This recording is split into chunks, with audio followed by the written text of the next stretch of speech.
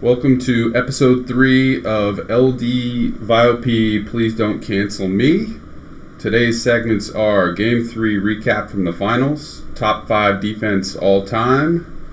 We're going to be doing some player shoutouts, scumbag of the week, and special guest King will join us later. Violence, how are you, man? I'm good. How are you? Fantastic. So let's get right into it, man. Tell me about Game 3. First of all, I want to say I can't wait to interview King later. And Game 3 was, we could just repeat my summary from any game because it's pretty much the same way. You guys dominate. They maybe get 1 to 3 chances on the counter each period, and then you guys win. But it was interesting. They went back to their Game 1 ships. Didn't seem to make much of a difference. They got that go-ahead goal and looked promising, but then I forget. I think they made a crucial mistake somewhere to give you on your guys' first goal. I can't remember what happened, but anyways, more of the same. So I kind of went back and watched it again, and I can't remember the goals. So Zeppelin scored one that went through like the middle of the net, the very first goal. And, you know, in real time to me it looked clean, but it went like right through his ship. Yeah, I saw clean. It was definitely like a 50-50. Yeah. But, you know, there were some moments in there when like African Panda won a face-off and hit a post. Their lineup, they made the lineup changes back to Game 1, and to me, they felt way more dangerous as a team, even though they didn't have any more or less chances than they did in Game 2, but they felt a lot more dangerous. And, you know, they had a lead on us with 6 minutes to go in a finals game. It's a game that we walked out and won, and we really didn't have any business winning because they had multiple leads on us. So I'm not really sure what they're going to do in Game 4 if they end up making any changes, but like they had the recipe to win that game. You know, they had like a few dangerous chances each period, and somehow Panda keeps, like, he's not playing well, but he's somehow able to get behind. Like, I remember you had both spiders back, but somehow he still sped around them and almost scored one time. He has like 5 goals like that in the playoffs. Pretty ridiculous. Yeah. Yeah. So, you know, C&M played extremely well. We had a couple of chances that we missed. From a possession standpoint, if you look at the stats, they actually probably did better this game than they did the previous games. Overall, it was probably more even. So I think they've made some improvements. C&M stood on his head as usual. So I'm not really sure. I'm going to be interested to see if they make any changes for Game 3. Or, I'm sorry, Game 4. I mean, if you were the captain, what would you change for them? It's going to be, if I'm the captain, much more from they have to play better perspective than like ship changes or anything. Like, you can look here, CNM 40 puck carries playing goalie, Zabe 64 puck carries as the midfielder. And if you watch him play, the puck will be on the boards. He'll be at center ice just waiting for the puck to get recycled to him and providing no support to his strikers. And I told you earlier, you just stuff them in the locker every time, ship pound them into the boards because Zabe is in a spot like where you don't have to cover him. He's just waiting for the puck. And unless they change that, like they get more guys around the puck, I've said it like 100 times, then I think it's more of the same. They'll have to get like a few counterattacks per period and hope to score, and that's their only chance. But I have some intel. That it's possible they may be coming out with a double warbird formation. Oh, really? But that's not set in stone. I'm not sure how trustworthy it is, but yeah, I mean, like I said, I don't know about the double warbird, man. Like, if you look at what happened in the game, you know, just purely from how the score broke down, like they were beating us most of the game. And yeah, they were. So, I mean, I guess they can make that lineup change. I think the problem is that 2 Warbirds isn't dynamic enough from a shot speed perspective. I just think I think they'll be much more annoying to play against, but I don't think it's going to give them what they want. Especially because we're already playing so passive with our 4th on offense. Like, it just... I mean, I could be completely wrong on this. I just don't see that as the adjustment. Like, I thought that their team, I thought that the team composition they rolled with was the one they won with in Game 1, and I think they could have won Game 3. You probably shouldn't give up a 1-goal lead with 6 minutes to go when you have C&M in net. So how did they blow it? I forget. They took the lead in the 3rd period, and then, So Zeppelin, Zabi scored a goal. Yeah. Off of a broken play on the top boards, and then we answered back with I hit Leafy on like a cross crease or cross slot pass, and Zeppelin just wasn't covering the top post. Oh yeah, I remember that one. So, I thought either Zepp or CNM should have read that, but it was nice. Yeah. So again, I mean, I'll be curious to see what they do. We give Strike a lot of credit. Like, he's a really good shooter, finisher, so we try to take him away as soon as he gets the ball, and that gives probably other people more space, because we just we know we have to stay in front of him. I mean, I think you kind of said it. I think AP and Zeppelin just have to play better. I thought Zabi was more involved in the game this game. Maybe not enough, but he felt much more involved than he did in games 1 and 2. I don't know. Just if you watch the game back and just watch Zabe's positioning on offense, you'll see what I mean. He's in useless positions, waiting for the puck to come to him, and then you guys just swarm everyone. And that's true, like you say. You try to take away time and space for Strike and Zepp, and that's great defense. But then they have to do better in those situations. They're all making really bad decisions with the puck, but it's still like such close games, even though they're not playing well. So fun to. Yeah. Well, we'll see what comes out, man. I have one more question for you. Yeah. What are your thoughts on Strike's DR sitting top tactics to open the game, and then you expose him with the goal by Leafy, and then he switches out of that strategy? I mean, honestly, I watched the thing back, and I didn't even notice it until you pointed it out, because I wasn't really looking for that. When a play's developing in the high slot, you're not really looking at what the 5th defender is just sitting there doing. Like, you always anticipate there's going to be somebody in that spot. To sit back and watch it, like, I don't really know what to say, because we don't really play like that. Like, we kind of play a system where we're trying to take away passing lanes and spacing, and I play a very specific way because I know what my ship can do and it can't do. So I don't know. I mean, I guess maybe they thought that that's the way they needed to play. I think if you have somebody just sitting idle, if you have 2 people sitting idle, I think at some point we break you down and somebody makes a lunge, and I don't think it works out as much as they think it probably will. I've never seen that done before, and Strike was literally just sitting top the whole first period. Great stuff. I mean, we've had a lot of people do that against us, man, so it's not like, I don't know, it's not something new for us. Just parking a weasel like there, like... We're parking anything. Last year just went to bed and thought of that one while he was going to sleep to just... We'll see what they roll out for Game 4, man. We'll see what he comes up with Game 4. All right, let's do top 5 defensemen all time. And I went first last time, so I'll let you do your list first. Okay, so this was pretty hard to think of. Like, when I took my list into consideration, I consider, like, puck moving and skill with the ball. Like, I value that a lot. So normally I try not to include creasers on my list because I don't want to be biased, but in this case I am going to have to include many creasers on the list. So I go number 5, What the hell? Okay, number 5. He's a new player. He has maybe one RSHL game under his belt.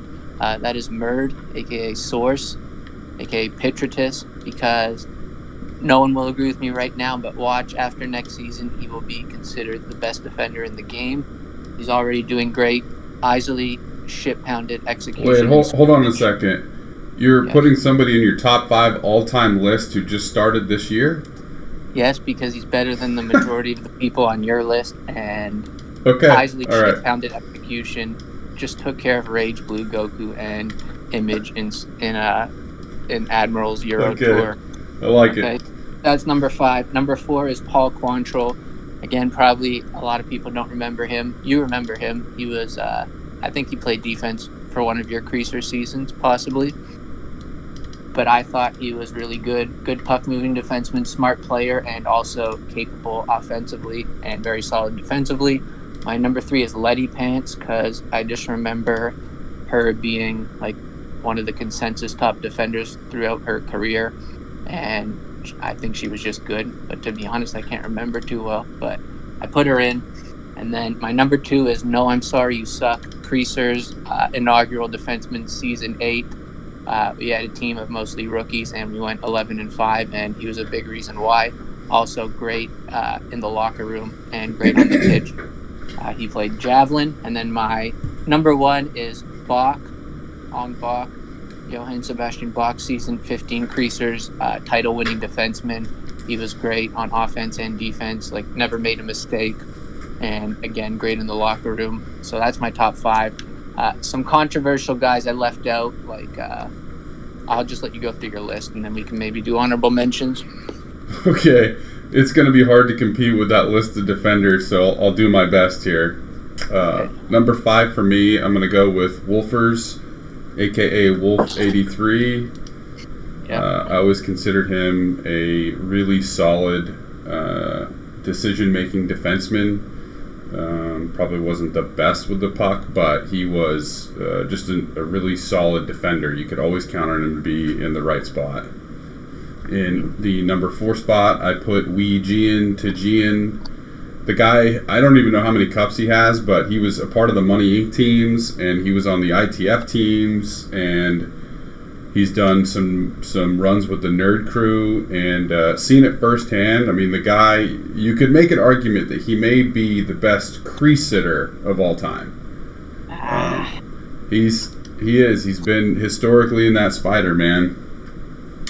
Number 3, I'm going with Doriath, who has made a return, which is awesome. I mean, you know, season 9 and on there for several seasons, he was the class of the league. A lot of defensive forward awards. Just a really solid player. Number 2 for me is White Irish Rebel. Again, I got to play with him. He was another guy who's like a checking machine, crease sitting. Just, you know, again, just really, really hard to get around as a defender. And I don't know what happened to him. I just remember leaving and coming back, and then he thought he was like a syndrome striking weasel and all different kinds of things. But when he played defense, he was incredible. And then my number 1 overall is Deej. I think Deej was in his prime. He was probably the greatest pure checking player I've ever seen. I mean, the guy was a machine. We had him on Money Inc., and it was like we didn't even have to worry about defense when he was back there. So I'm glad he's back. So that is my top 5. Who do you got for honorable mentions? Okay, can we debate your list first? I feel debate like my list. You're adding people that haven't even played a full season. We can debate my list as well. Okay, my list is more of a syndrome list, very biased. But your list, okay, I feel like you're trying to give Deej confidence because he's on your team, even though he is great. I feel like everyone except Wer and Tijan are more midfielders than defensemen, like Doriath and who was the first guy you said? Wolfers? Yeah, Wolfers. Like I don't know how many seasons they actually played defense. I mean, and I also feel Tijan is like I feel like he's an above average defenseman every season. Like he's never great, even though he won titles and stuff. He's solid, but he's not as strong as like where was one of the best checkers of all time. I didn't put him on my list because I'm not a big fan, but he was like a better version of David Seaman. Hey man, you're entitled to your opinion. If I was going to have 5 people, I would take any one of those 5 guys as my defender. Okay, but just watch out for Source, aka Murd, this upcoming season. Well, who do you have for honorable mentions? Probably everyone on your list, and then Noble Helium. He was Just Low's main CR sitter. So my whole list is your honorable mentions. Yeah, sure. Okay. Do you have any honorables? I do. Oh, yeah, I do. Dragonwing. Okay. Yeah, Dragonwing would definitely be in there. Economizer would definitely be in there. He was like the other goalie for Linux. Battle City Tom because he was a psycho. Yeah. Cue Ball. Yeah. All these guys are getting honorable mentions. I think I'll give David Seaman an honorable mention. One of the few guys who's played about 25 seasons and never won. So it's a big shout out there. As much as people hate on Seaman, you can't say he's not one of the best like one-on-one checkers out there, even though he has. Yeah, I mean, I would debate that. Yeah. And yeah, we got to give all those Leviathans. Okay, there's not many remaining, but like Economizer, Cue Ball, and. How do you not give Vega some love? Oh, Vega automatically. Poor guy. Vega's default number 1. That's why I didn't include him because he's still playing it. Okay. He knows he's number 1. Okay. Yeah. All right. Yeah. Let's do some shout outs. I want to give some love to Felony and Win. Both of them are on my beer league team, and both of these guys, they have the really good attitudes about coming to play. They don't get frustrated or upset. They just want to get better and compete, which is awesome to see. They ask the right questions, and Doobie's involved now on our team since Revolution left, and so it's awesome to see those two. I think that the more time they put in, I think they're going to be really good players. Yeah, I've already seen improvement from them, and all the games that I've reffed, they've been there playing, and you can see them getting a little bit better each time. Pretty cool. You got anyone else, or you want? No, I just wanted to give those two some love. Also, big shout out to Big E for doing all the reffing in the finals, putting up with a server that's having a heart attack, and keeping that thing running. So big kudos to him, and then kudos to you guys who are doing the casts for everybody. I know a lot of people are enjoying it since they can't interact with the players on the ice. Yeah, thanks. It's fun to watch. Anyways, my shout-outs, I also had Big E on there just for the whole Euro Tour thing, and I think he's also been playing a lot better recently, too. And then my other guy was Janice. Okay, I've seen some improvement from him on the pitch in the beer league. I think he's taking it a bit more serious, and he's actually playing pretty well. And then my last shout-out is to the whole Admirals and Pirates organization. They got 2 big wins, one in the beer league. I think they shit-kicked Jewel, 11-6 or something, and then proceeded to beat Execution in a Euro Tour match. 4-3 victory over Execution's starting lineup, which included Rage, Blue Goku, Banana Squadron, CM Dross, and Boogeyman in net. And also, Creasers shit-kicked Execution right after that, I think 7-3 or 6-3. So not a good opening weekend for Execution. Big shout out to Admirals, and Creasers is the best. Awesome. Okay, we're on to our last segment before we interview the King. So we are on to Scumbag of the Week. All right. My Scumbag of the Week is King. He is. Just want to recap for everybody before we interview him that he almost imploded his team at the start of the season. He was trashing Cozy. He was trashing multiple teammates. African Panda quit. They had all kinds of scandals. He would come on after games and trash his teammates and blame them. And, then he let up 13 goals in 2 games in the playoffs and said that offense was the problem. So, King, you are the scumbag of the week for me. That's crazy because I also had King as my scumbag of the week, and I really wasn't expecting you to have him. He's kind of been out of the media recently, but I thought it was important to call him out as a scumbag of the week as well.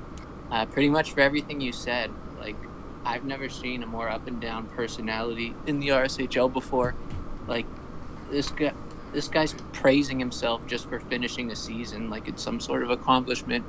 I'm pretty sure 99% of teams finish the season, and then people think Leafy makes people quit the zone. I know that Raka specifically quit because of how King shit on him in the preseason, and I think he actually asked him. Oh, that's right. He did run Raka off, didn't he? Yeah. It was pretty disgusting to see, and somehow I got blamed for that just because I don't know why. Raka was freaking out at me because of that, and then he also asked Revolution, very sensitive guy, just wanted to play hockey zone, and he asked him. So I don't know. King's like a really nice guy sometimes, but he's super up and down, and I don't understand a lot of the stuff he does. So I had to give him my scumbag of the week. And also, I have another scumbag of the week. That's going to be Abvault for showing up to the beer league game. He calls himself the Kobe Bryant of Hockey Zone, but he shows up to the beer league to cry for 3 periods about how the teams are unfair when the team he was facing consisted of Beam, Big E, Boogeyman and Striker, Skula and Striker, and Edmo and Striker. So, Abel, you're also the scumbag of the week, but mainly King is the focus here because, yeah. Man, hate to see it. Good call-outs, though. Okay. Thanks. Well, we'll wrap this up, and we will be interviewing King next. We are now welcoming a fan favorite, a listener favorite to the program, our good buddy King, the captain of Gold Diggers. King, how are you, buddy? What's up, Sean? How you doing? Welcome, King. Thank you, Viop. King, so we want to talk to you about this season, man. Give us the skinny on Gold Diggers. What went good, what went bad? Talk to me. Well, I mean, I guess we take it from the start. It was kind of made in like a few days, you know what I mean? So like I captained it, and then we had players already that were committed, such as Raka, Revolution. I got Hammer on board shortly after. Then we had Singer also, that was part of the core. The initial plan on my part was to get guys on the team that I thought we could contend with. So, just as an example, my recruitment plan was, getting guys like Nine, Doobie, Nana. At the time, he didn't join the team. I also heard him and 7 Year Itch were a package deal, so I was highly interested in that package because it would shore up our defense, and then we would have Nana as the leader. So I struck out on Nana, Doobie. Zeppelin was also one of them. He wasn't on Puck Daddies at the time. Zabe I struck out on, Strike, and all those guys. So obviously that was the initial plan. I didn't go into the season wanting to play 5 midfielders as our starters. And that failed, yeah. A lot of swings and misses in free agency, huh? Yeah, man. I mean, I guess at the time people just didn't think that we could be a viable team, and I kind of don't blame them because, nobody has seen me in net or captain, or nobody has really seen guys like Hammer and Singer and all these other guys in a major role. So I think that maybe swayed people not to join. I'm surprised by that. Violence and I were talking yesterday. We both think you're a really stand-up guy and a good character in the zone. So I'm surprised that you struck out on this many pieces. What happened early with that first blow-up on the team? So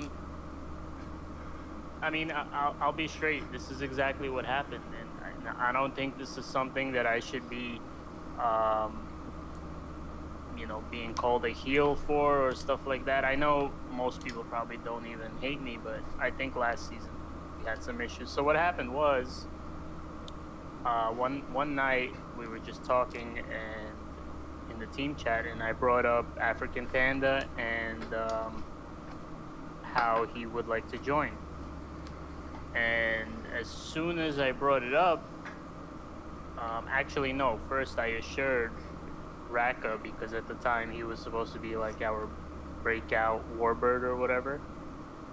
And I did believe in him because like I've seen him play before on underdogs and CR and stuff like that. He obviously has potential on offense. So I told him, I'm like, yo, listen, African Panda is trying to join the team. I'm not asking. I didn't ask them. I kind of just told them like we're gonna accept them. And Raka blew up and said, he literally said, if you recruit him, I'm leaving. And this was after I assured him that, listen, you're gonna play for sure. We're gonna run some double warbird maybe. It's not like he was supposed to get like one period only every single game. He would have still been a major part of the team. So when that blow up happened, I just asked him, because in my mind, I also thought, I'm like, listen, if I ask him, that's one less player that I have to play. And I honestly don't even know if I believe in him or like what he is. And obviously I believe in African Panda more because he's a champion and he's proven and he's a great defender also on top of that. So, and Revolution, from Revolution side, I guess I probably should not have. He didn't deserve the axing. I'll be honest. But kind of my evil plan was to kind of get him off the team too, so we can make space for other guys.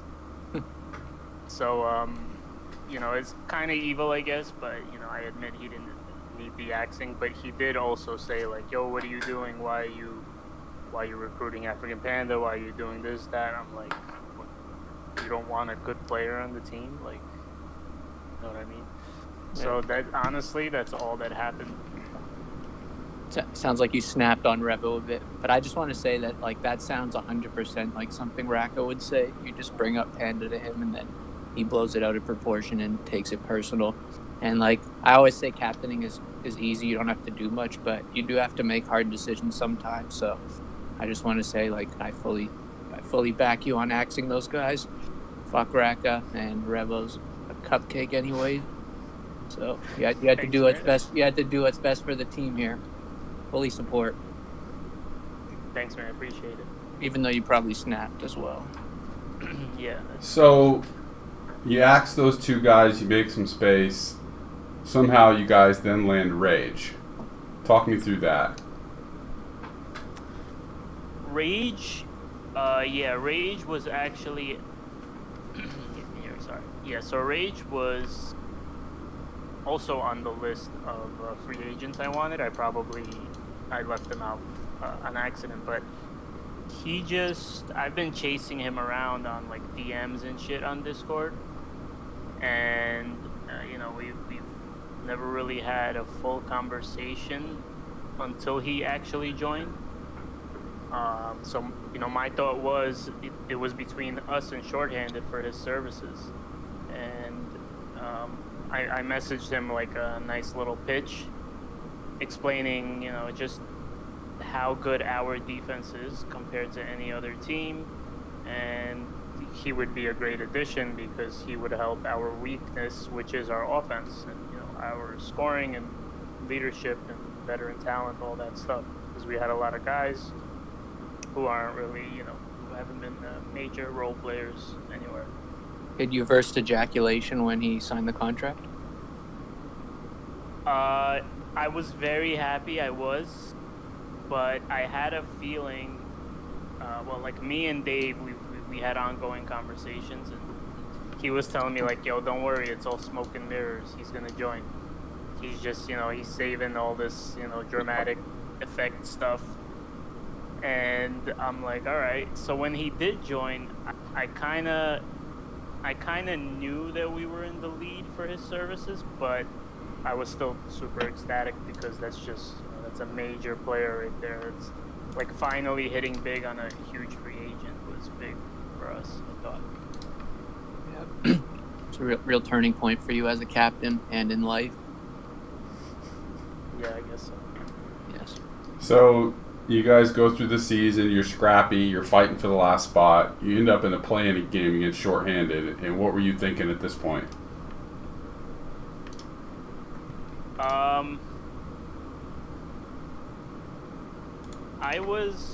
I was confident in us. I don't want to sound like it's bad to kind of doubt your team, but just the timing, like if it was a couple weeks before, I would be like, yo, we got this in the bag easy. But because we had the Admiral game fuck up, and then we had other losses and close losses, and then we had an overtime loss or something. So we were kind of struggling, and then the locker room wasn't. It wasn't like toxic or anything, but like we knew what we had to do, and we knew we were fucking up. So, and the whole thing with Linux being there, I was thinking in my head, I'm like, what if he has one of his all-time performances, and then we just can't score and we get fucked? But at the same time, the smart money was supposed to be on us because, like, you have a better defense. You have also, at the time, I think I was the better goalie than Linux just throughout the season. He did pick it up later, but I don't know. I just felt like maybe he didn't adjust quick enough.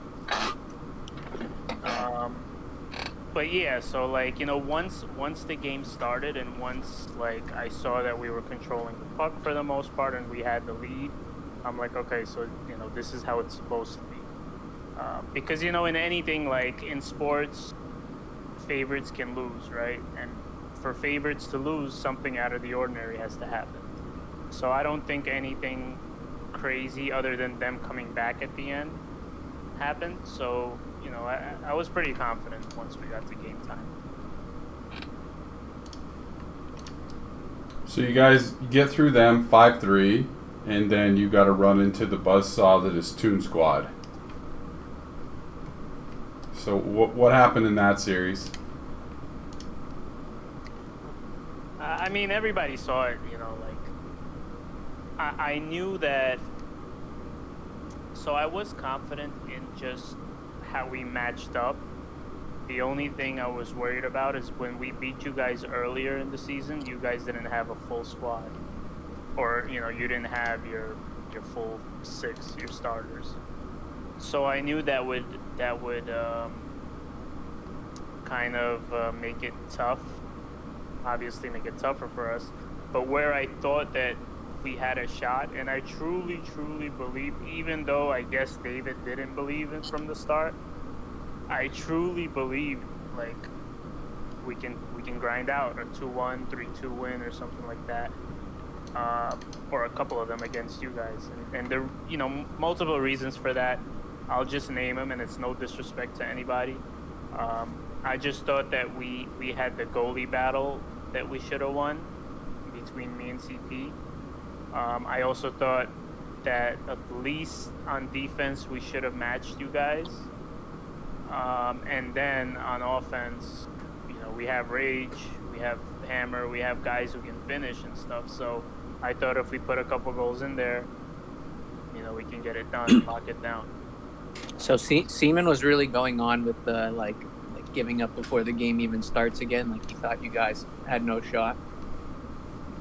No, it wasn't. He didn't say or do anything that showed that. It's just he said it after the series, Mm-hmm. and like I know that's what he was thinking during the game because like, Yeah. what the hell? Why would you even say that? Mm-hmm. You have a question, Lon? Yeah, so you guys give up like 13 goals in 2 games, and then you come on the mic afterwards and you blame the offense. What was the thought process there? Trying to light a fire.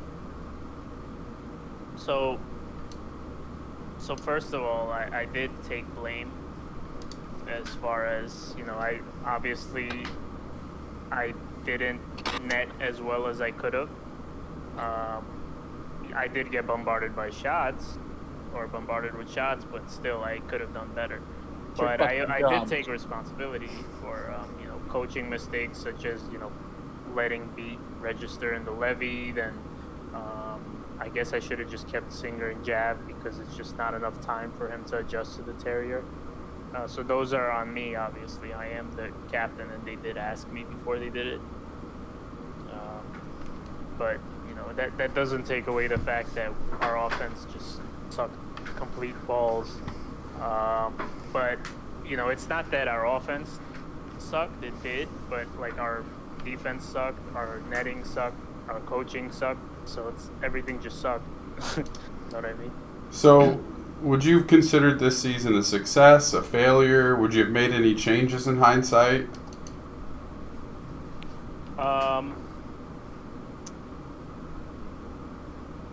I mean, I think most people would see it as a success, but personally, from where we started to how strong we were, and I think we had the first place spot for like a couple days. I'm not sure if that's true, but from where we started and got to, and especially with like all the drama and like eliminating certain players and adding on certain guys, I really thought we could have made it to the finals.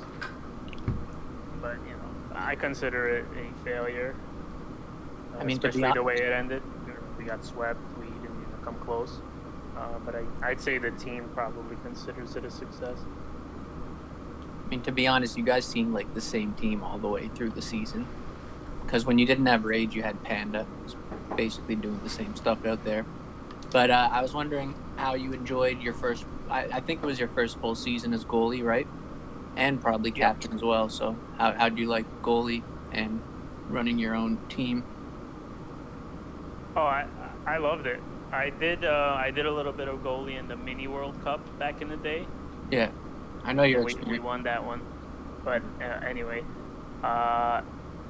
it was great. Like I at first, I'm not gonna lie, I was like, these settings are just not good for goalies.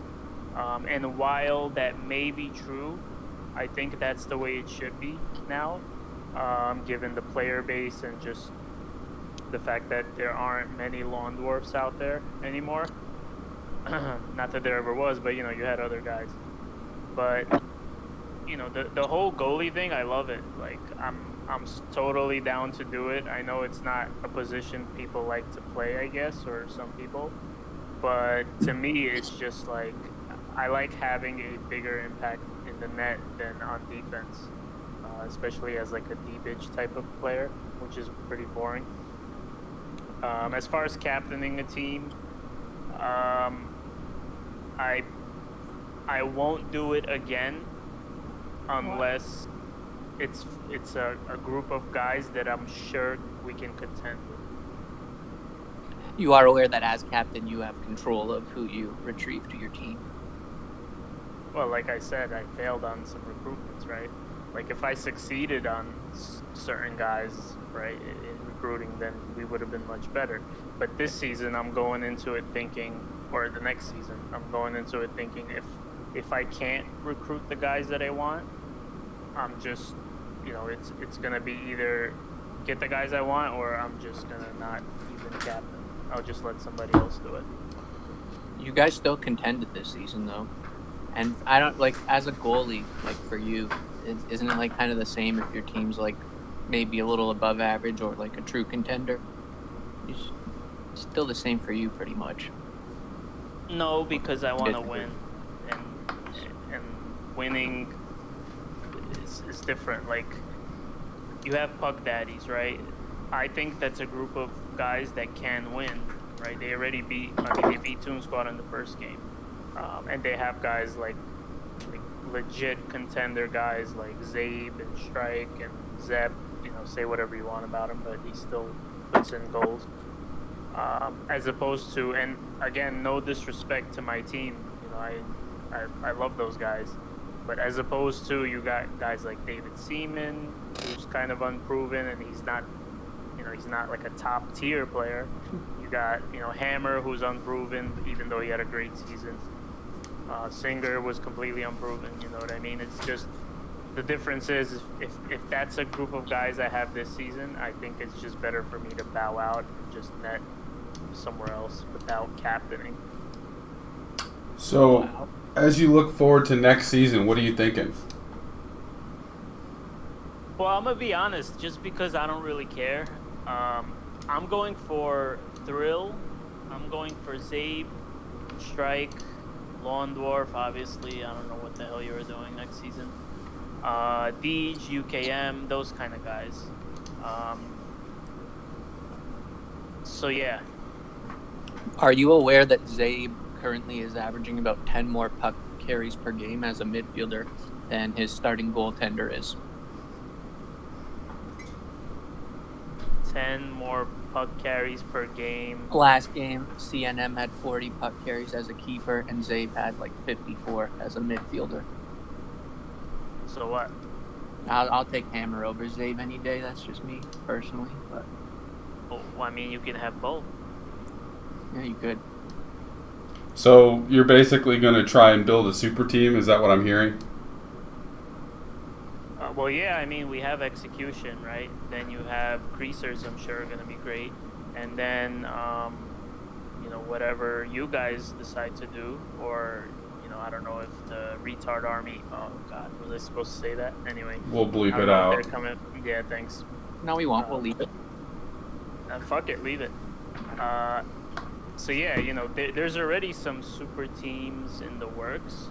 It's just I'm trying to carve out a roster of guys who are not currently on the team where I think they're true contenders. And by that, I think there's only like maybe 10, 15, 20 players like that right now.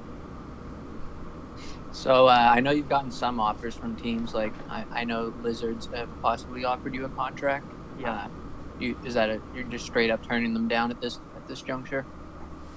No, definitely not. Like I said, first of all, I like those guys. Even Creature? Even who?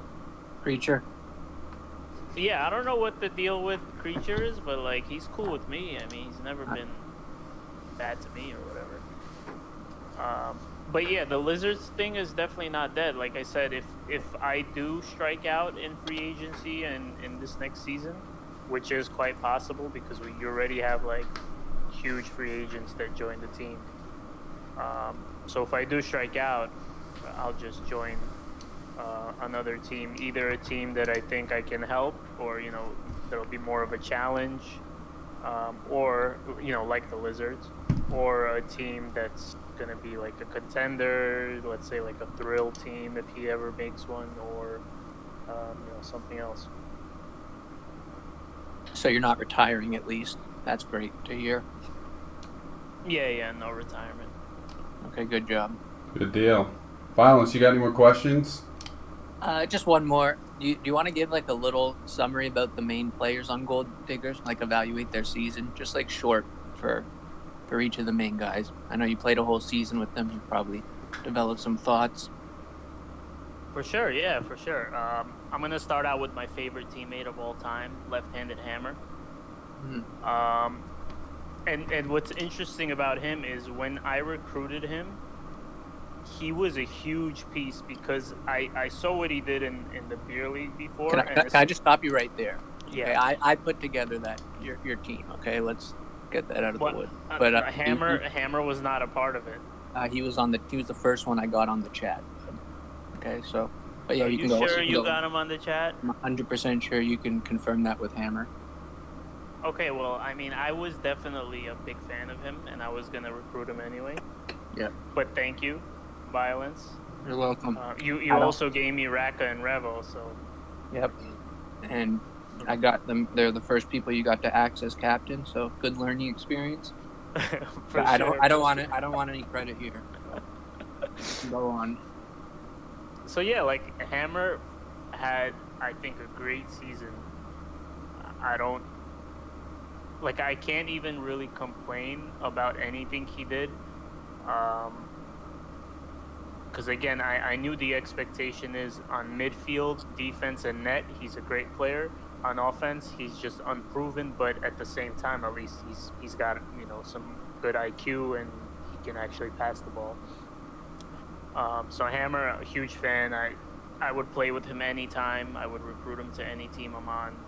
I think he's a super positive player, kind of like Zabe. I think I agree with that comparison. Probably better. Maybe, I don't know. Singer, I am definitely surprised, kind of like pleasantly surprised with him also, just because he had some nice goals and nice shots for us in big moments. Me and him actually had a couple, we butted heads a little bit. Like, I like Singer because he wasn't afraid to like troll me and like throw a little side joke at me when something happened in the chat, and I would just kind of ignore it, and I'd be like, okay, whatever, fuck it, I probably deserve that. So Singer kind of kept me in check on some moments. It's a little funny, but as a player, I think he did well. I think he just needs to work on his passing a little more. He did have some bad turnovers and stuff, but it happens. He hasn't really grown into a huge role like that ever. So yeah, then we have Beamer, our our prospect player. He did well. He was nervous in a couple moments, but he also did have actually a few really nice goals for us during the season. So I think he definitely learned, and I'm glad that he came to us at the end of the season and he thanked us for like all the development tips and all that stuff. So I'm glad he at least enjoyed the crazy ass season. What a guy. David Seaman, I think David had a good season. I just think that he's not suitable for where I put him because I kind of had no choice but to put him there. You know what I mean? Like he was the 4 guy for us, but really he was kind of just like on offense with the rest of us, and just not the rest of us, but with the rest of the offense, with just like falling back on mid sometimes. But like Dave knows, I think he's a great checker, great defender. I just don't think that I don't think it's easy to win with David having a part in the offense, to be honest. And then we have, who do we have? Beat. I think Beat's been solid all season, apart from a few games, a few tough games against tough teams. And he was also in a new ship, so I do give him a little bit of leeway with that. But I think he just, kind of like me, he just crumbled a little bit in the playoffs. And it does happen, you know what I mean? It was only 2 games, so, that's that. But I Beat he was good for us. And he came in actually at a time he kind of saved us because we lost African Panda and Kazi and all those guys. So we were kind of just like reeling, and then I hit him up, and I guess Toon Squad didn't want to play him, or I don't know if he was frustrated with him, so he joined us. So that was good. He really helped us out, so I thank him for that. Am I missing anyone? Rage, yeah, I mean, what am I going to say about Rage? He's been... I will say this one thing, because I feel like Rage gets maybe a bad rap for, like, if we fuck up as a team, he'll go off on us or something, but none of that happened. Like, he's been a great leader. He's thanked us millions of times for, like, letting him join, and he's having a lot of fun and stuff on the team. So he was an amazing leader. I have nothing bad to say about Rage. Just his internet sucks dick.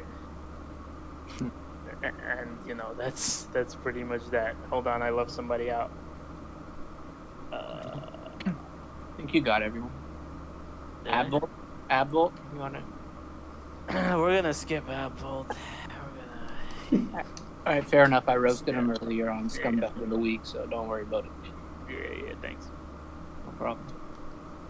All right. Well, I think we're going to wrap that up. King, I know Violence and I think the world of you. We know you're going to have a successful season next season. You're just a high character guy, and we're looking forward to seeing your you next year. So thanks for It coming was on, awesome. man. It was awesome to see you lead that team this season. You did a great job. Hey, thanks a lot, guys. Can I say something real quick? Yeah, go ahead. Damn it. Yep. Well, I kind of wanted to just ask how that him reunion thing talks that happened, was that serious or not? I've been advised by my agent to not field any questions until the season is over. Okay, well, what I do want to say is if it is serious, then I can't wait to face those guys with me and my man Thrill, Psycho T, Let's by go. my side. So you guys are fucked. Let's fucking go. That's all I wanted to say. Okay. All right. Thanks for listening, everybody.